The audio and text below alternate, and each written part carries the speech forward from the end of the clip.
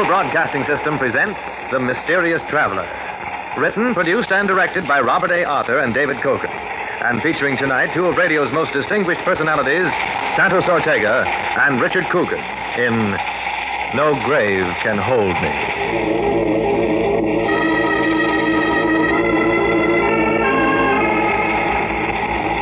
This is The Mysterious Traveler, inviting you to join me on another journey into the realm of the strange and the terrifying. I hope you will enjoy the trip, and it will thrill you a little and chill you a little as we travel tonight into the world of shadows, from which no man may return, and we learn the story of one who does return. It's a story I call No Grave Can Hold Me.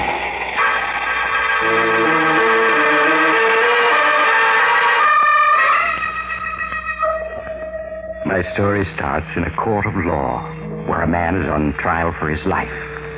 The courtroom is tense, for the jury is out deciding the prisoner's fate. But the prisoner himself, a tall man with glossy black hair and piercing eyes, sits calmly with his lawyer, his daughter Nora, and his son-in-law Harry Wilson, waiting for the fateful verdict. Oh, dear, I wish we knew. Father, I think the jury is coming in now. They say it's a bad sign when the jury is out for such a short while. You need not worry, either of you. I shall be free. I certainly hope so, Randolph, but... Well, you know, you did admit you killed Clemens. Because he insulted me. He called me a mountebank, a charlatan, a trickster. He called the great Randolph a faker. So he died. There they come.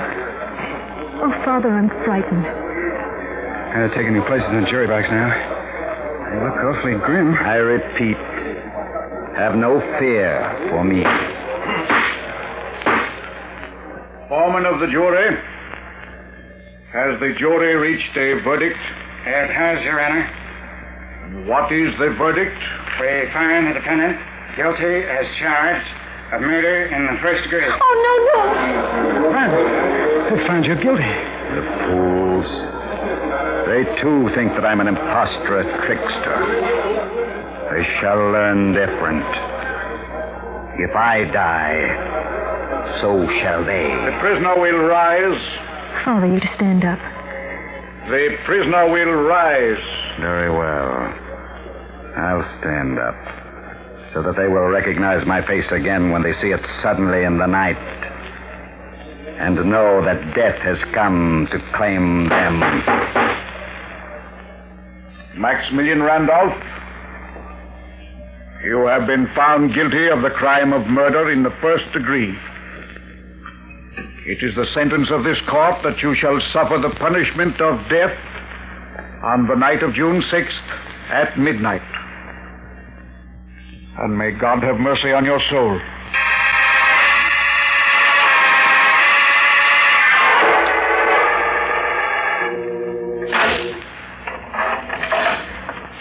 Visitor for you, Mr. Randolph. Thank you, Guard Miller. You can see him for only 5 minutes, Mr. Wilson. Yes, all right, guard. Hello, Randolph. Good evening, Harry. I see that my guard Miller managed to get you in to see me. Yes, he did. Time is so short that... Well, I know. It is almost midnight. And at midnight, I die. But Guard Miller has become a good friend. I knew he'd arrange it. Nora and I saw the governor this afternoon. He refused to do a thing. It does not matter. What is death but a new garment for the soul to wear? Nora's waiting outside. You said you didn't want to see her tonight. That is as I wished. You were my assistant. We were very close, you and I. And now there is a last promise you must make to me. Anything, Randolph. When you receive my body, the empty husk of the great Randolph, bury it in a vault with a bronze door which faces east. A vault facing east. Yes, of course. The door must be locked with a padlock of bronze. But it must be possible to open it from the inside. But without using a key. Randolph, you... The coffin must be locked shut as well. But I must be able to open it from the inside. Randolph, surely you're not serious. I never joke. All this and one thing more. Promise. All right, I promise.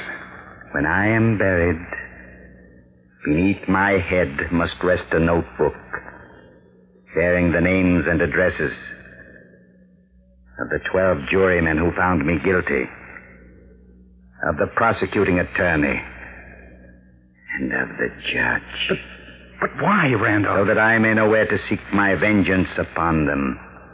The vengeance I have sworn, which must be executed before my soul can sleep. Oh, Randolph, that's madness. You disbelieve. So do they. But in my studies, I have learned many things. And one of them is how to reach back from behind the dark curtain of death. Hi, time is up, sir. Thank you, Miller. Goodbye, Harry. Just tell me one more thing. Is the full moon shining tonight? Yes. It's a full moon tonight. Good. And each time hereafter that it shines, one of my enemies will join me in death.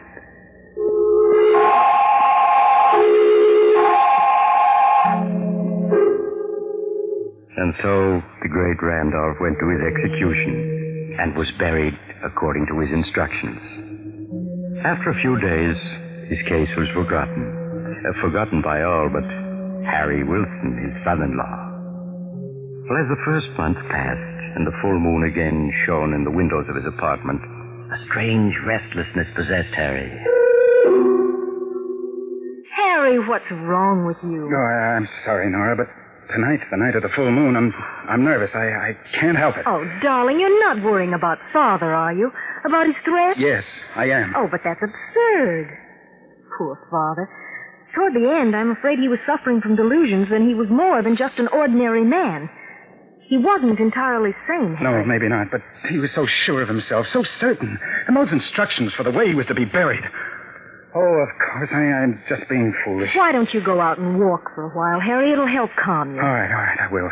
You want to come along? It's a nice night. No, I think I'll stay here and read. All right, I'll be back in an hour or so, dear. And if nothing happens tonight, I'll know that Randolph is just putting on an act.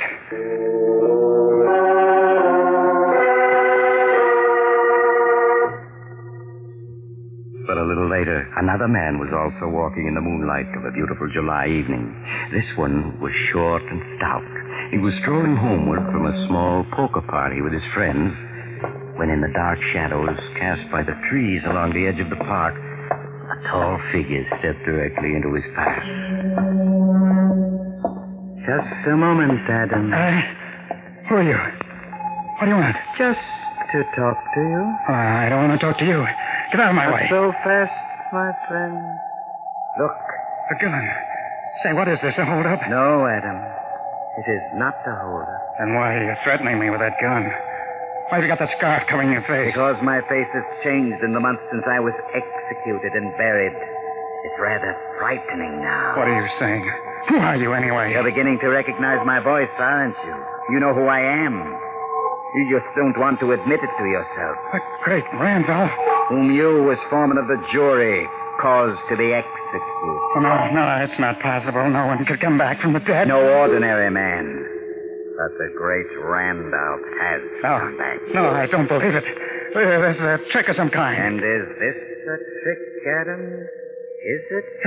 Is it? Oh, but go me. Is it?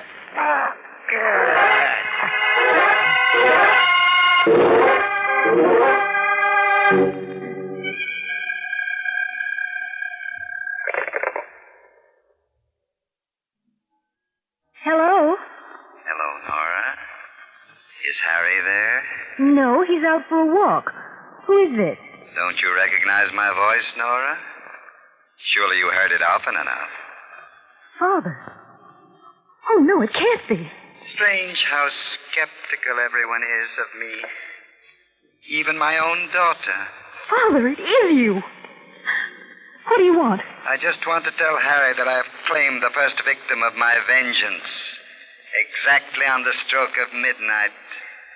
The same minute when I died. Oh, no, no. And I wanted to warn him that he must do nothing to interfere with my plans. For if he does, I shall have to add him to my list of victims.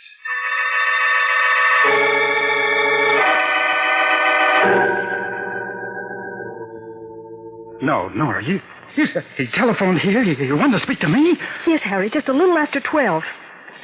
He said that he... Yes, I know. I heard the news. I was in a restaurant having coffee, and it came over the radio. Adams, the foreman of the jury, was found strangled in front of his home. Oh, but it's impossible. And yet it was his voice, Harry. Father's voice. Oh, we've got to do something. Nora, I've got to warn the others on that list. The other jurors, Baldwin, the district attorney, and Judge Dexter. Yes, but he said if you tried to interfere... I know, but that doesn't matter. In the morning, I'm going to District Attorney Baldwin. He'll believe me. He'll have to.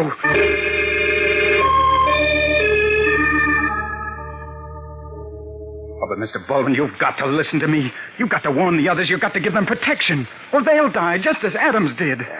Winston, I'm a busy man. I have enough on my mind without having to listen to wild-eyed stories like the one you just told me. Oh, but it's true. Randolph's instructions about the way he wanted to be buried, the notebook that I put in the coffin with him. Mere theatrical mummery. Now, Adams was the victim of an ordinary street mugging. That's all there is to it. I have to ask you to leave. I have more important things to tend to.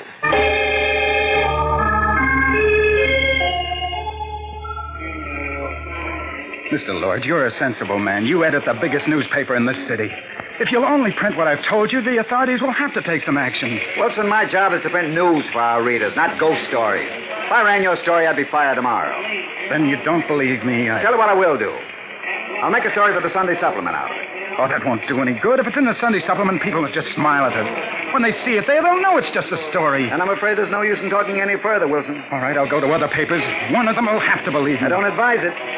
You run a shop, don't you, selling tricks and magic apparatus? Yes, that's right. Why? Just this. Newspapers don't believe in giving free publicity, and that's obviously what you're after. Goodbye, Mr. Wilson.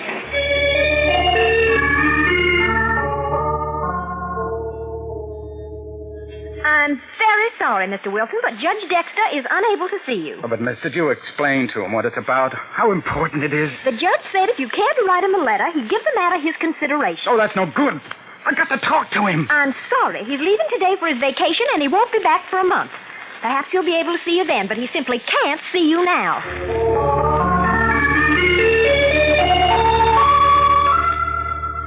None of them would listen to me, Nora. They either thought I was crazy or they wanted publicity. They all told me to forget it. They're right, Harry. That's the only thing to do to forget it. But, Nora... Maybe we're wrong. Maybe Adam's death last night was just a coincidence. I'm sure Father had nothing to do with it. Oh, no. He telephoned you. You heard his voice? Well, I'm not sure now that I did. Maybe it was a dream, Harry. Maybe I just imagined it. So forget the whole thing. Please, Harry, for my sake, forget it.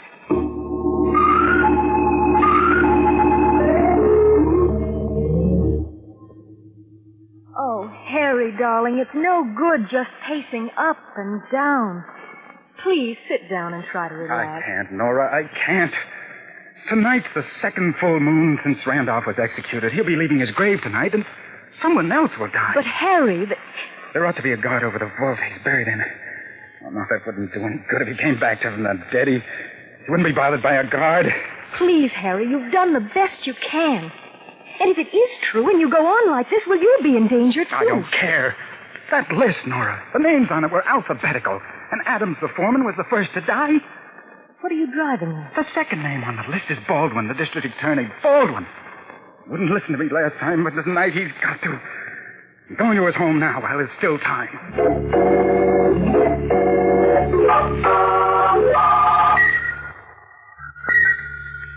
Mr. Baldwin, you are in danger tonight. I'm sure of it. Deadly danger. No, you mean it, I'm sure, Wilson. Yes. I thought it was some kind of a gag before. Now I can see you fully believe everything you've said. Oh, then you will take precautions.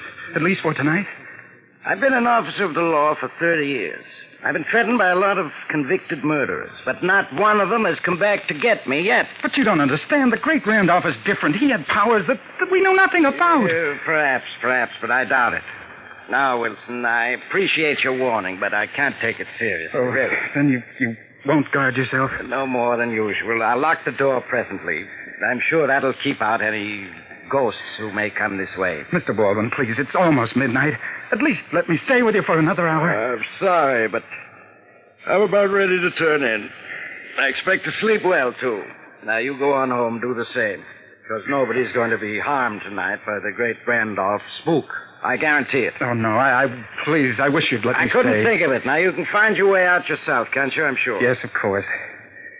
All right, Mr. Baldwin, I won't bother you any longer. Good night. Good night, Wilson. Well, he's gone. I'm afraid the poor fellow needs to see a psychiatrist. Randolph's ghost. I only hope I never have anything worse to be afraid of than that. Who's there? Who came in just now? Wilson, is that you again? No, my friend. It is not Wilson. Who are you? What the devil's the meaning of this? You don't recognize me, then? How can I in that cloak with the collar pulled up over your face? That is to spare the world a sight that should remain forever hidden within the darkness of a coffin. But my voice? Surely you recognize that. What are you talking about? Now, get out at once, or I'll call for the police. It would tax their powers to arrest me. They have no authority in the world to which I belong. No, it can't be. I see you have recognized me.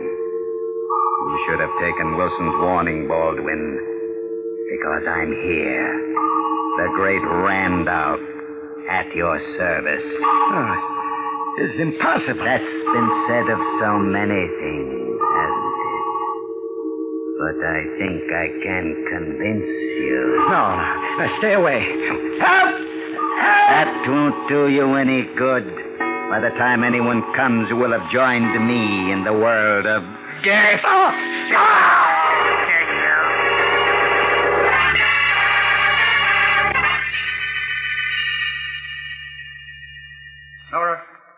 Nora! Where are you? Nora!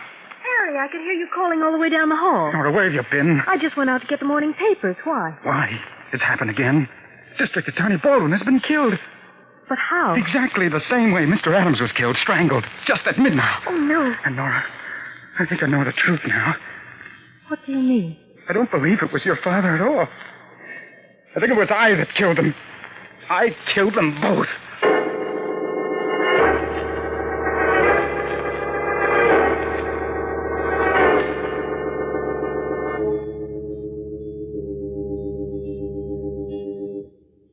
No, you've got to do it. There's a full moon tonight. You've got to lock me in this apartment. Oh, but Harry, you couldn't possibly have killed those two men. I could. I was near the scene at both times, and my mind, it wasn't clear. I don't remember doing it, but don't you see, if I'd been hypnotized, I wouldn't remember. But, darling, Father couldn't have hypnotized you into committing murder. It's a law of hypnosis. The subject won't do anything he knows is wrong. I know that, but I can't be sure. I believe that in those few minutes I was with him, somehow Randolph impressed on my mind orders to carry out his vengeance for him. Oh, darling, I'm sure he didn't. But if you insist, I'll lock you in. All right. Well, I want you to go now.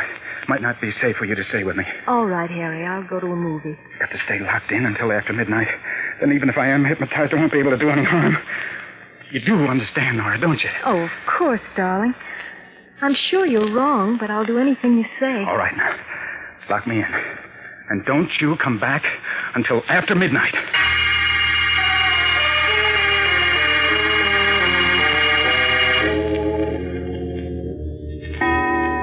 7, 8,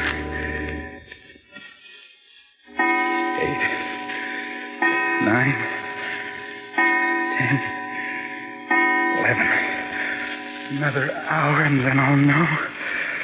Or will I? Maybe I'll try to get out and I won't remember it. Or... Telephone. Yes. Hello. Hello, Harry. Randolph. Yes, my boy. I'm glad at least you don't say, no, it's impossible. No. Where are you, Randolph? That doesn't matter. I just wanted to warn you. And don't try to interfere with my plans. But, Randolph, I thought... Hello. He hung up. That proves that I'm not the one. Then in that case, yes, that's the only possible answer. I know now what the truth is. Oh, I've got to get out of here. The door. Oh, it's too solid. I couldn't break it down with an axe. Oh, there's no fire escape, and it's 8 floors down to the street. I have it, the superintendent. I can telephone the superintendent, tell him I locked in, and then he'll come and let me out.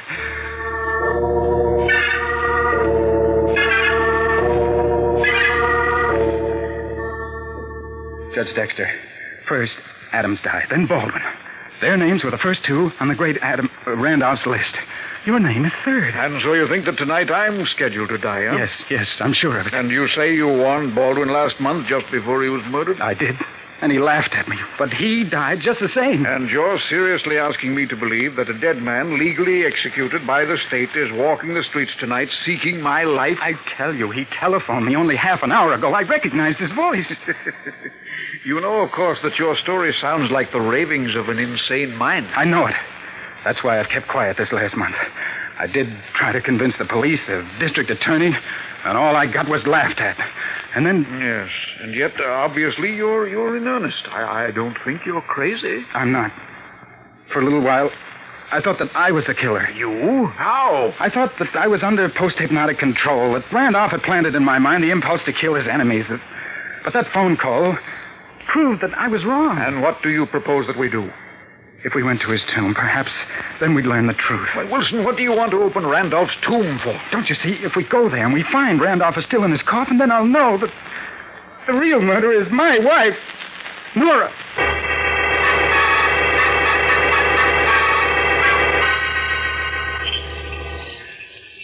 I have the key right here. I'll have the padlock off in a minute. Well, then hurry. The moon is bright. I'd hate to have anyone see us. Yes, sir. A very strange story, a man in my position prowling around a cemetery at midnight. Oh, but we had to come, Judge. We had to make sure. Well... There. Unlocked it. We can open the vault door now. I'm rather sorry I paid any attention to you, Wilson. But we're here now, so let's get this thing over with. Now, I'm going in first. But don't forget, I'm armed. Oh, don't worry about me. There, I've shut the door. Be safe to turn on the flashlight now. There. See? There's the coffin. That's odd. Huh? What is it, Judge? Well, the air in here is fresh. This vault has been opened, and very recently. Then it must have been opened by Randolph. Oh, nonsense. Open this coffin and I'll prove it. Here. How does it work? This catch on the side can be operated either from the inside or out. There we are. It's unlocked. Well, then lift the lid, man. Lift it. What? All right, I'll do it. There. There you are. Now, see? There's your precious Randolph, safe and sound, just as I expected. Quite dead. As he's supposed to be. He's still in his coffin. Yes, and that proves that Wilson, shine your flashlight down on the floor. I just touched a body lying here near the wall. Body? Oh, it's Nora. She's dead. I don't think so. Here, give me that light. Judge. What happened? Why did you turn out the flashlight? Something knocked it out of my hands. I can't find it. Because I have it, Harry. That's why you can't find it. Randolph. Wilson, what are you saying? It's Randolph. He's not dead. Oh, but I am, Harry. But don't let that disturb you. I want to thank you for bringing the judge here to me. Wilson, where are you? You're trying to play a trick on me? No, I swear. He's quite innocent, Judge Dexter. And as for Nora, she merely came to make sure I was where I'm supposed to be. Just as you did. When I spoke to her, she fainted. Wilson, get the door open. We've got to have some light in here. It's no use, Dexter. I can see in the dark like a cat, and you can't. No. I have you now. No, Judge. No, let go. You're going to die, Dexter. Executed as you ordered me. executed. Randolph, let me go. I warn you, Randolph. I've got a gun. I'm going to shoot. You're too late. You're... Are you all right? Yes. Yes, I am. Now see if you can find the flashlight. Right. I think I've taken care of Mr. Randolph. If it was Randolph. I think I have it. Yes, here it is. Judge, Randolph's body, it's still in the coffin. I rather thought it would be. Harry? Harry, is that you? Oh, no. You're not hurt? No, just my head. I came here to see if Father... We understand, Mrs. Wilson, and then someone hit you. Yes, from behind. There was someone here in the vault. I just got a glimpse of him, and then he hit me. But who was it? That's what we're just about to find out. Now, let me have the flashlight, Wilson. Yes, of course. I think he fell over here. Now, yes, here he is. But who is he? He was impersonating Father, but who is he? Oh, here he's lying on his face. We better turn him over. Carefully now. He's still breathing. That's it. Oh, hey, it's Miller, the guard from the penitentiary, the one Randolph said he made a friend of. Yes, the one who was guarding him just before he was executed. So that's it. It was Miller. Miller, can you hear me? What happened? I'm afraid he's dying. Before Father was executed, he must have hypnotized this man and ordered him to carry out his fantastic scheme of vengeance. Oh, it was a trick, but a very cunning trick. By means of hypnosis, Randolph used this man as a tool, even though Randolph himself was dead. He must have recognized that Miller was unusually susceptible. I think we'll find that Miller was a psychotic to begin with. Otherwise, Randolph's hypnosis would never have worked. For no normal person can be influenced the way Miller was under any circumstances. Isn't there anything we can do for him? No.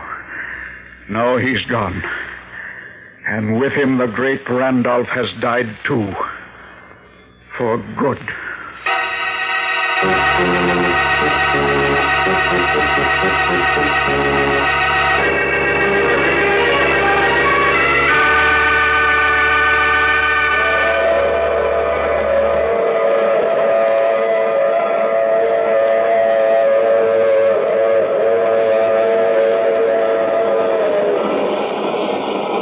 This is the mysterious traveler again.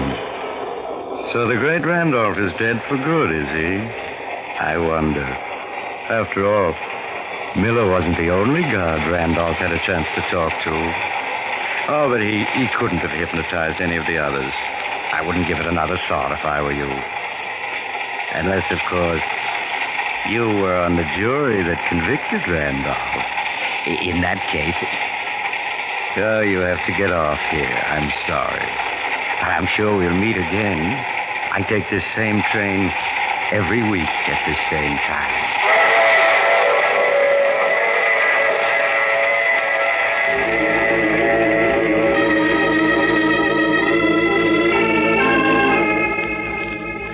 You have just heard The Mysterious Traveler, a series of dramas of the strange and terrifying. The role of the mysterious traveler is played by Maurice Tarplin. In tonight's cast were Santos Ortega, Richard Coogan, Shirley Blank, and Bill Smith. Original music composed and played by Al Finelli. All characters in this story were fictitious, and any resemblance to actual persons was purely coincidental. This is Bob Emmerich speaking. This program came from New York. This is the Mutual Broadcasting System.